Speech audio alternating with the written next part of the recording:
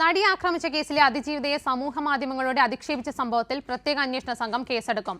നടിയുടെ പരാതിയുടെ അടിസ്ഥാനത്തിലാണ് നടപടി. കേസിലെ ശിക്ഷാവിധി വന്നതിന് തൊട്ടു പിന്നാലെയാണ് രണ്ടാം പ്രതിയായ മാർട്ടിൻ അതിജീവിതയെ അധിക്ഷേപിക്കുന്ന തരത്തിലുള്ള വീഡിയോ സാമൂഹ്യമാധ്യമങ്ങളിൽ പ്രചരിപ്പിച്ചത്. മുഖ്യമന്ത്രിയുടെ നിർദ്ദേശപ്രകാരമാണ് പോലീസ് അടിയന്തര നടപടിയിലേക്ക് കടന്നത്. അതിജീവിതയുടെ പേരുൾപ്പെടെ വെളിപ്പെടുത്തിക്കൊണ്ടുള്ള വീഡിയോ ആണ് സാമൂഹ്യ മാധ്യമങ്ങളിൽ പ്രചരിപ്പിച്ചത്.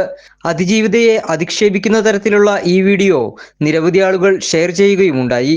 ഇതിനു തൊട്ടു പിന്നാലെയാണ് നടി തൃശൂർ DIG ഹരിശങ്കറിന് പരാതി നൽകുന്നത്. ഈ പരാതി DIG സിറ്റി പോലീസ് കമ്മീഷണർക്ക് കൈമാറി. അന്വേഷണത്തിനായി പ്രത്യേക സംഘത്തെ നിയമിക്കുമെന്ന് city police commissioner Nakul Deshmukh അറിയിച്ചു. കേസിൽ അറസ്റ്റിലായ മാർട്ടിൻ പരോളിൽ ഇറങ്ങിയ സമയത്ത് വീഡിയോ ചിത്രീകരിച്ചതാകാമെന്നാണ് പോലീസ് സംശയിക്കുന്നത്. പിന്നീട് വിധി വന്ന സമയത്ത് മറ്റാരുടെയെങ്കിലും സഹായത്തോടെയാകാം വീഡിയോ പ്രചരിപ്പിച്ചത്. സാമൂഹ്യ മാധ്യമങ്ങൾ വഴി ഈ വീഡിയോ പ്രചരിപ്പിച്ചവർക്കെതിരെയും കേസെടുക്കും.